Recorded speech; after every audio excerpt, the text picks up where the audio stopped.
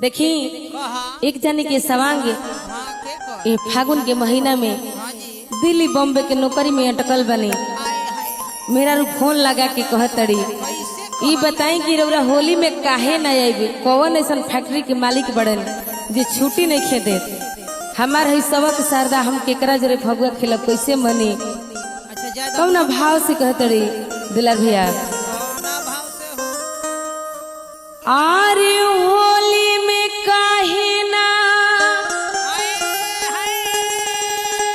आरे आइबा ये राजा होली में काहे ना आइबा।